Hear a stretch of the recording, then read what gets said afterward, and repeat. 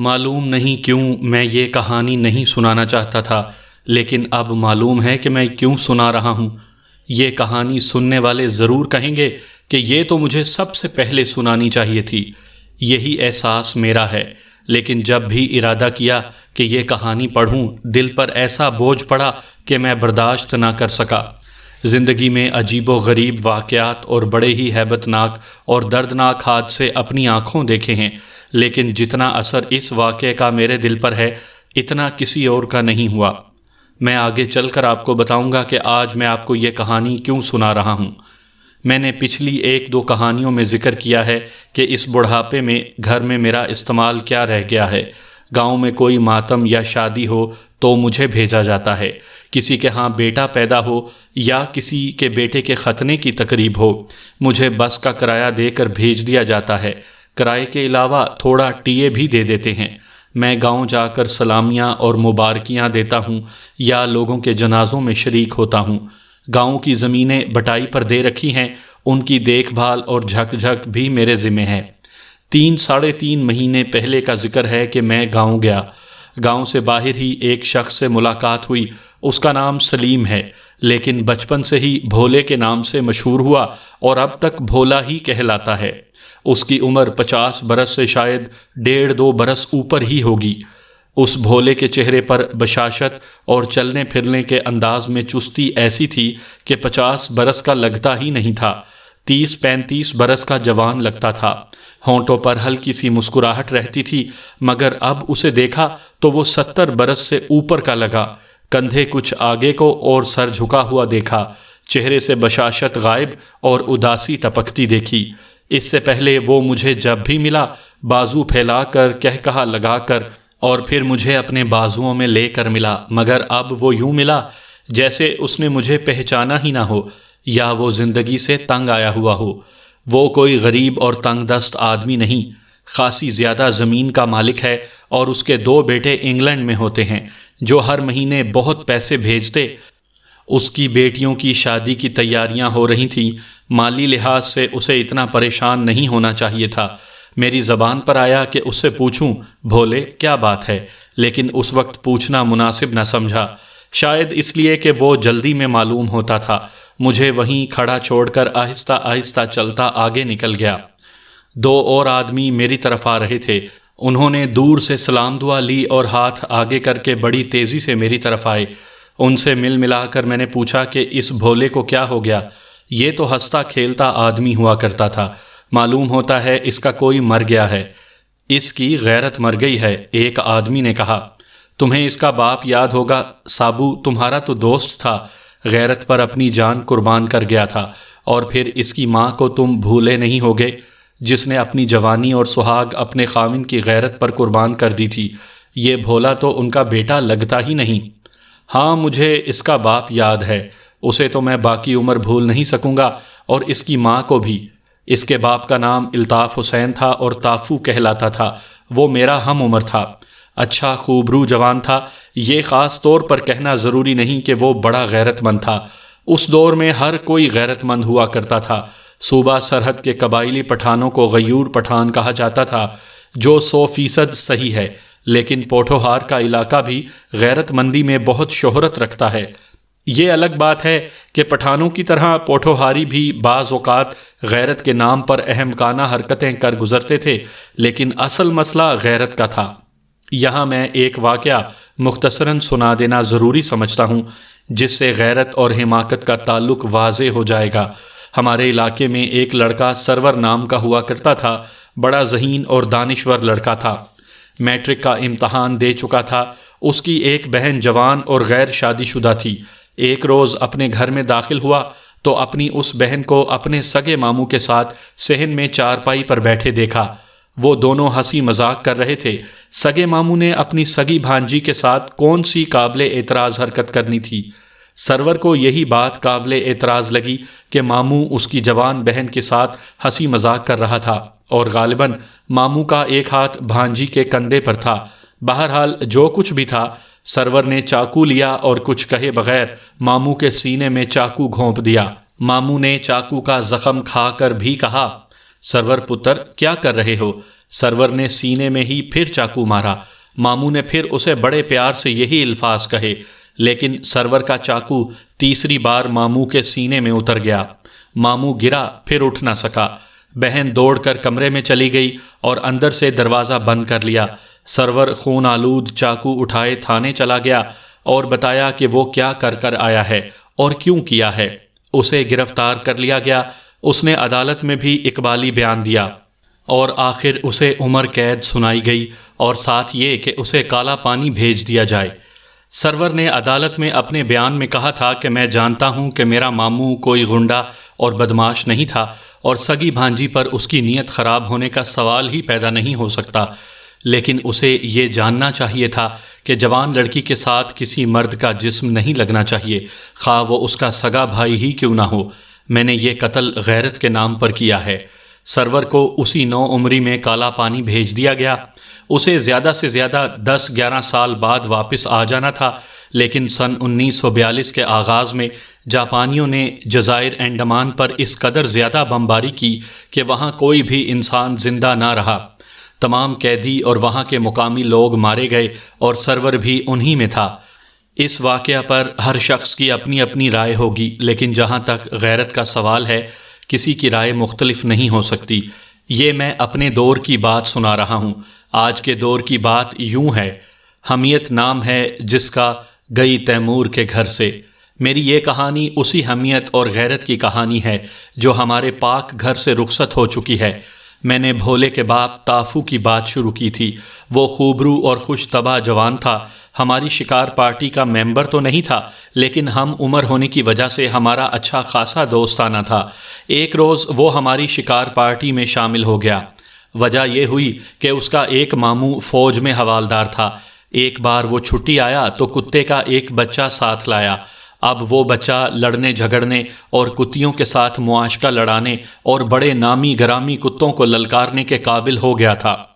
اس زمانے میں ہماری نظر میں کتا صرف کتا ہی ہوتا تھا اور ہم یہ جان لیتے تھے کہ فلاں کتا اچھی اور فلاں کمزور نسل کا ہے۔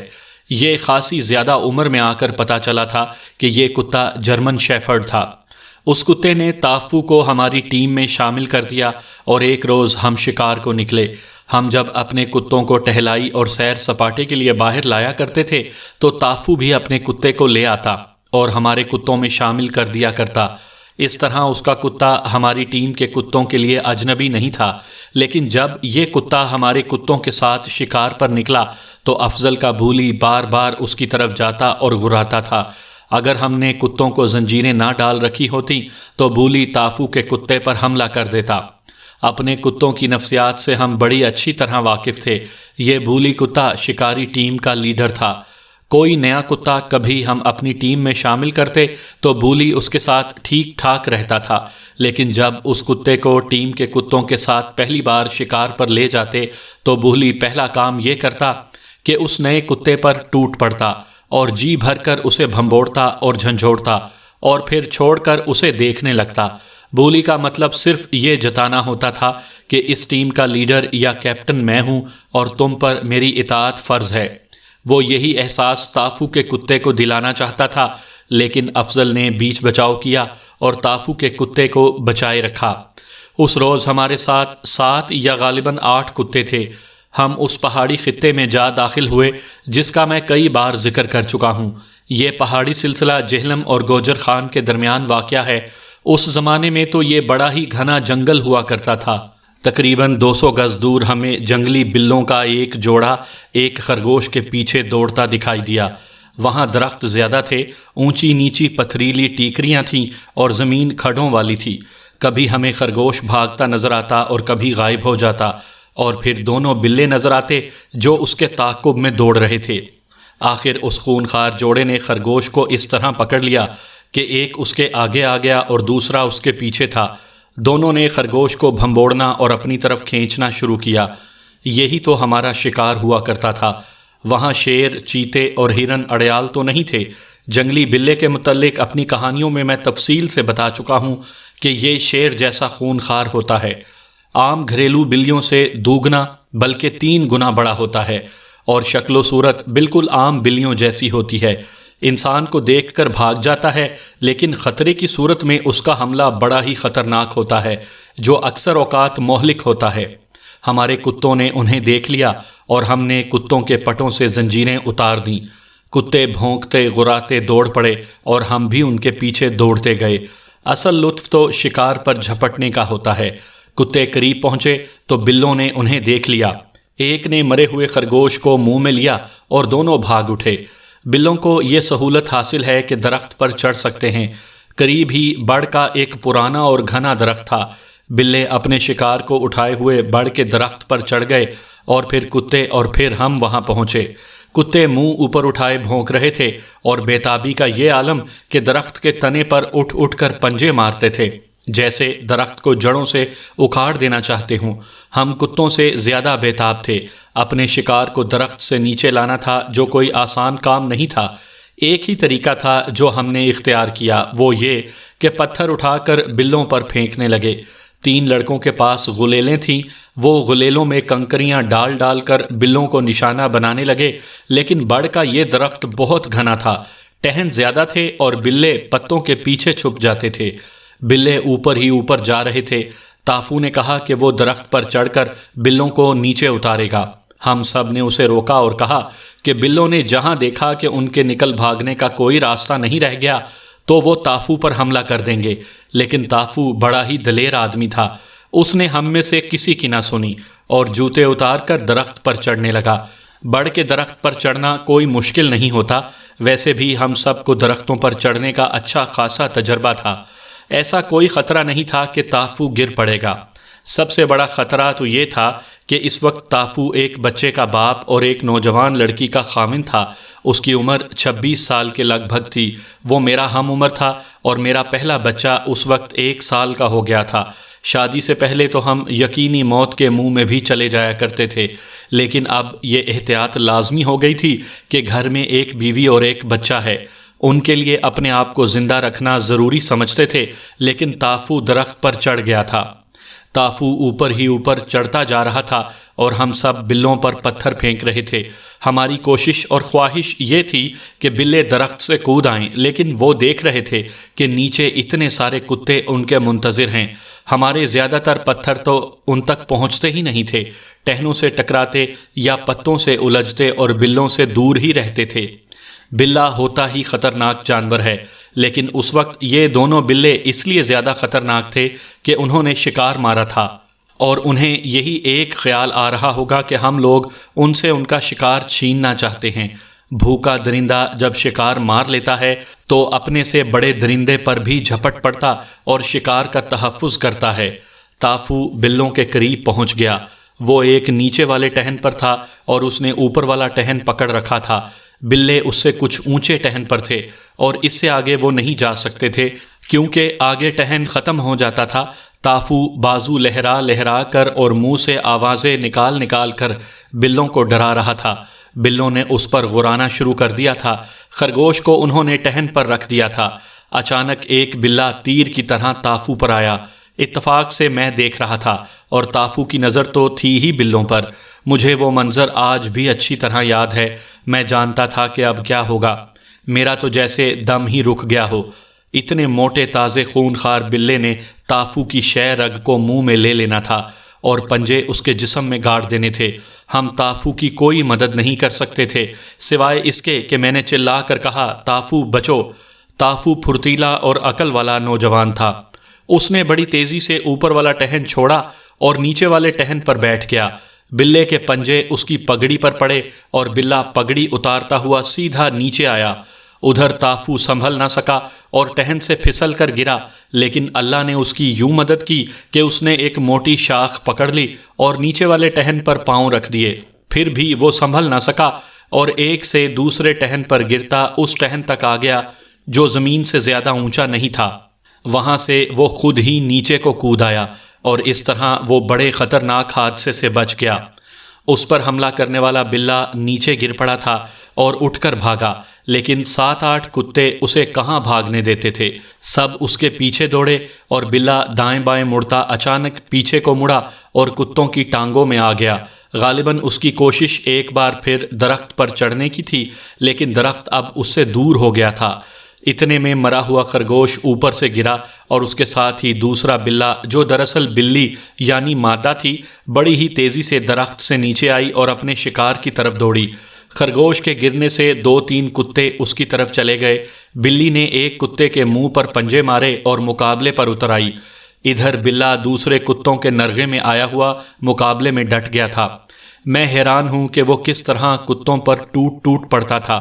کتے آخر اس سے بڑے بھی تھے اور تعداد میں زیادہ بھی تھے، اس لیے انہوں نے دونوں بلوں کو مار لیا، لیکن دونوں بلوں نے 3 کتوں کو بری طرح زخمی کر دیا تھا۔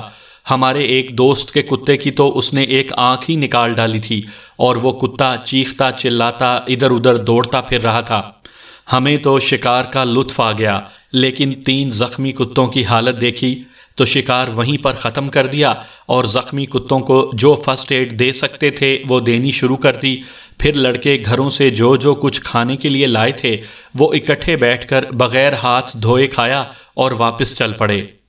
تافو سے سب نے پوچھا اور پھر اس کے جسم کا معائنہ بھی کیا کہ کہیں چوٹ آئی ہوگی۔ عجیب بات تھی کہ اسے کہیں بھی اور ذرا سی بھی چوٹ نہیں آئی تھی۔ ہم جب واپس آ رہے تھے تو تافو میرے ساتھ ہو گیا اور دھیمی آواز میں کہنے لگا کہ سابو، معلوم نہیں کیا بات ہے، دل پر کچھ بوجھ سا پڑا ہے۔ ہم اس عمر میں اتنی ڈاکٹری نہیں جانتے تھے، لیکن خیال آیا کہ ایک ٹہن سے دوسرے ٹہن پر گرنے اور پھر وہاں سے زمین پر کودنے کی وجہ سے تافو کے دل پر اثر ہوا ہوگا۔ ہو سکتا ہے اسے شدید دھچکا لگا ہو۔ یہ تو مجھے تجربہ تھا کہ بلندی سے پاؤں کے بل زمین پر کودو تو دھمک دماغ تک پہنچتی ہے۔ بہرحال میں نے تافو کو یہی وجہ بتائی اور تسلی دی کہ وہ ٹھیک ہو جائے گا، لیکن اس نے کہا کہ اس نے جھٹکے کا کوئی اثر محسوس نہیں کیا۔ ہم دونوں دوسرے لڑکوں سے الگ تھلگ ہو کر چلے جا رہے تھے۔ آج یاد آتا ہے کہ یہ تافو کی کوشش تھی کہ میں اس کے ساتھ رہوں اور باتیں کرتے چلیں۔ اس نے کچھ اور آگے جا کر اپنے سینے پر ہاتھ پھیرا اور پھر کہا کہ وہ کچھ بوجھ محسوس کر رہا ہے جو بڑھتا جا رہا ہے۔ میں نے اسے پوچھا کہ اسے کچھ سوچیں آ رہی ہیں یا وہ کوئی جسمانی خرابی محسوس کر رہا ہے۔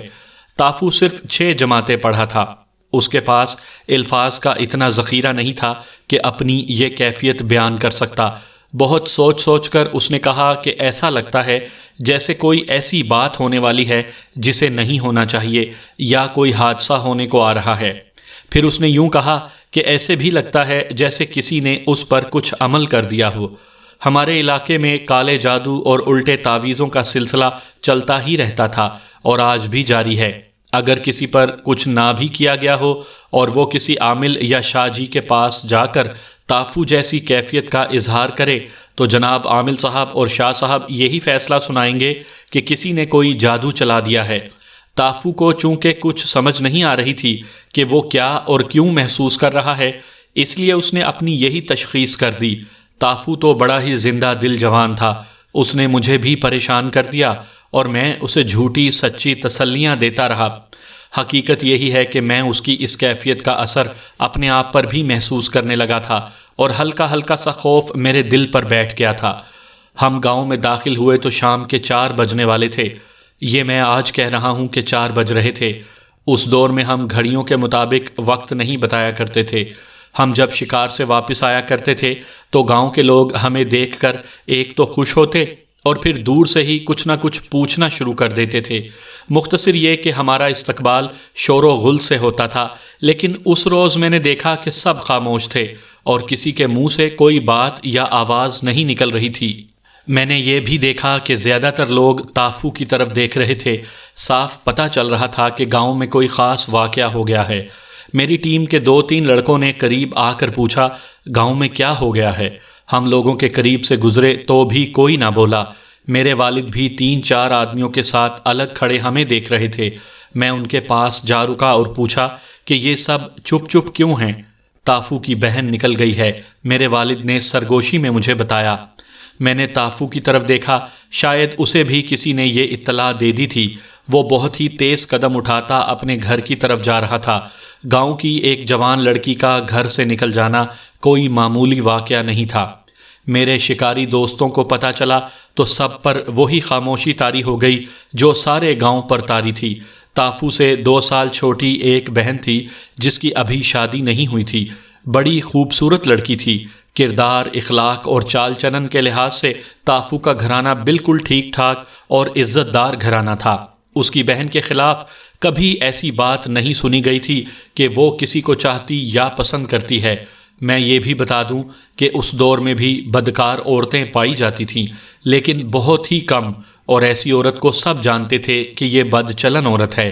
البتہ محبت کے متعلق کوئی قسم نہیں کھائی جا سکتی۔ کسی لڑکے لڑکی میں محبت ہو جاتی تھی اور ان کی چوری چھپے ملاقاتیں بھی ہوتی تھیں، لیکن وہ ان ملاقاتوں کو بدکاری کی حد تک نہیں جانے دیتے تھے۔ کبھی ایسا بھی ہو جاتا تھا کہ کوئی لڑکی کسی لڑکے کے ساتھ گھر سے بھاگ جاتی تھی۔ شاید ہی کوئی قسمت والا جوڑا ہوگا جو غائب ہو گیا ہو، ورنہ کہیں نہ کہیں وہ پکڑے جاتے اور گاؤں والے انہیں سزائے موت دیتے تھے۔ پھر 2 خاندانوں کی ایسی عداوت شروع ہو جاتی تھی جو نسل بعد نسل چلتی تھی۔ اب جب معلوم ہوا کہ تافو کی بہن گھر سے چلی گئی ہے تو مجھے تافو کے دل کے بوجھ کا خیال آیا جو اس نے اچانک محسوس کیا تھا۔ اس نے کہا تھا کہ لگتا ہے کوئی ایسی بات ہونے والی ہے جسے نہیں ہونا چاہیے۔ یہ شاید اپنے خون اور غیرت کا اثر تھا جو تافو نے محسوس کیا تھا۔ شام کے وقت میں، راجہ شہباز خان اور افضل تافو کے گھر چلے گئے اور اس سے پوچھا کہ یہ کیا واقعہ ہوا ہے۔ اس نے صاف بتا دیا کہ اس کی بہن چلی گئی ہے اور جس کے ساتھ گئی ہے وہ بھی معلوم ہو گیا ہے۔ یہ ایسی بات تو نہیں تھی کہ ہم تافو سے یہ کہتے کہ چلو یار برداشت کرو، اللہ کو ایسے ہی منظور تھا۔ ہم نے تافو کو نہ صبر کی تلقین کی، نہ کوئی اور مشورہ دیا۔ تافو کا سر ذرا جھکا ہوا تھا۔ اس نے سر اٹھایا اور ہم تینوں کو دیکھ کر کہا، آ جائے گی، آ جائے گی۔ تافو بھائی، افضل نے کہا، ہم تمہیں کچھ بھی نہیں کہتے کہ کیا کرو اور کیا نہ کرنا۔ ہم صرف یہ کہنے آئے ہیں کہ ہم ہر طرح تمہارے ساتھ ہیں، اور جو چلی گئی ہے وہ صرف تمہاری نہیں، ہماری بھی بہن ہے۔ خون خرابہ کرنا ہے تو بھی ہم تمہارے ساتھ ہیں۔ دیکھو جو اللہ کرے گا۔ اس نے کہا، تم نے میرا دل مضبوط کر دیا ہے، جہاں ضرورت پڑی تمہیں آواز دوں گا۔ ہماری یہ پیشکش رسمی نہیں تھی، دوست دوستوں کے پیچھے جانیں قربان کر دیا کرتے تھے۔ پھر یہ بات بھی تھی جو آج کل نہیں ہے کہ گاؤں کی ہر لڑکی کو ہر کوئی اپنی بیٹی بہن سمجھا کرتا تھا۔ ایک گاؤں کی لڑکی نکل گئی یا اغوا ہو گئی تو یہ پورے گاؤں کی عزت اور غیرت کے لیے چیلنج ہوا کرتا تھا۔ تافو کی بہن اغوا نہیں ہوئی تھی، نہ اسے کوئی بہلا پھسلا کر اپنے ساتھ لے گیا تھا، بلکہ وہ خود گئی تھی۔ وہ آدمی 2 میل دور کے ایک گاؤں کا رہنے والا تھا۔ ہوا یوں تھا کہ ہمارے گاؤں کے باہر ایک کنواں تھا جس سے سارے گاؤں کی عورتیں پانی بھرتی تھیں۔ دن کے پچھلے پہر کنویں پر عورتوں کا میلہ لگا ہوتا تھا۔ ایک ایک عورت 2 گھڑے اٹھاتی تھی۔ اس روز یوں ہوا کہ تافو کی بہن کنویں سے پانی بھرنے گئی۔ کنویں پر کئی اور عورتیں بھی تھیں۔ عورتوں سے پتہ چلا کہ اس لڑکی نے گھڑے رکھے اور ایک طرف دیکھتی رہی۔ اس کی 1-2 سہیلیاں بھی وہیں تھیں۔ انہوں نے اس سے پوچھا کہ وہ کھڑی کیا دیکھ رہی ہے، پانی کیوں نہیں بھرتی، لیکن وہ کچھ بھی نہ بولی۔ اتنے میں لڑکیوں نے دیکھا کہ 2-3 کھیت پرے ایک گھوڑ سوار نظر آیا۔ عورتیں اسے اچھی طرح پہچانتی تھیں۔ اس سوار نے ہاتھ اوپر کر کے ہلایا۔ تافو کی بہن نے اپنی سہیلیوں سے کہا کہ میں جا رہی ہوں اور میرا انتظار نہ کرنا۔ وہ دوڑ پڑی اور تمام عورتیں اسے دیکھتی رہیں۔ وہ اس سوار تک پہنچی۔ سوار نے جھک کر بازو نیچے کیا اور لڑکی کو بازو میں لے کر اوپر اٹھایا، اپنے آگے گھوڑے پر بٹھا لیا۔ لڑکی نے ہاتھ اوپر کیا اور بڑی خوشی اور فخر سے کنویں پر کھڑی عورتوں کو ہاتھ ہلا کر الوداع کیا، اور سوار نے گھوڑے کو ایڑ لگا دی۔ اس میں کوئی شک نہ رہا کہ لڑکی کی اس آدمی کے ساتھ درِ پردہ محبت چلتی رہی تھی، اور انہوں نے طے کر رکھا تھا کہ لڑکی کنویں پر فلاں دن اور وقت پر آئے گی اور وہ گھوڑے پر آ جائے۔ دونوں کی دلیری اور جرأت دیکھیں کہ اس آدمی نے بھی اپنے آپ کو نہ چھپایا، نہ لڑکی نے اس کے ساتھ جانے میں کچھ حیا محسوس کی۔ وہ شاید سب کو دکھانا چاہتے تھے کہ محبت ہو تو ایسی ہو۔ وہ ایک جوان سال آدمی تھا، 2 میل دور ایک گاؤں کا رہنے والا تھا۔ بڑا خوبرو اور ہر وقت اچھے لباس میں رہنے والا تھا اور کبڈی اور نیزہ بازی کا کھلاڑی تھا۔ عمر 26-27 سال ہوگی۔ ہمارے گاؤں میں اس کے قریبی رشتہ دار رہتے تھے جن کا گھر تافو کے بالمقابل تھا۔ اس گھر کی ایک لڑکی تافو کی بہن کی سہیلی تھی۔ کسی کو معلوم نہ ہو سکا کہ تافو کی بہن اور اس آدمی کا معاشقہ کب اور کس طرح چلا اور ان کی ملاقاتیں کہاں اور کس طرح ہوتی رہیں۔ یہ آدمی اپنے رشتہ داروں کے ہاں آتا رہتا تھا، اس لیے اس کے ساتھ ہم سب کی سلام دعا تھی۔ بڑا خوش طبع آدمی تھا۔ ہم یہ بھی جانتے تھے کہ اس کی شادی ہوئی تھی، لیکن اس نے بیوی کو پسند نہ کیا اور 1.5-2 سال بعد اسے طلاق دے دی تھی۔ گاؤں کے بزرگوں نے مل بیٹھ کر فیصلہ کیا کہ اس گاؤں جائیں گے اور اس آدمی کے اور گاؤں کے بزرگوں سے مل کر لڑکی واپس لائیں گے، لیکن تافو اور اس کے باپ نے صاف الفاظ میں سب کو روک دیا اور کہا کہ لڑکی کو وہ خود لائیں گے۔ مجھے تافو کے الفاظ یاد ہیں۔ اس نے کہا تھا کہ وہ اپنی بہن کا جنازہ لائے گا۔ گاؤں کے بزرگ خاموش ہو گئے۔ انہوں نے تافو کے باپ کے ساتھ ہمدردیاں جاری رکھیں اور اسے مشورے بھی دیتے رہے، لیکن ہم نے دیکھا کہ باپ اور تافو پر بھی عجیب طرح کی خاموشی طاری رہی اور 2 دن گزر گئے۔ 2 میل دور کوئی فاصلہ نہیں تھا۔ وہاں سے خبریں خفیہ آتی رہیں۔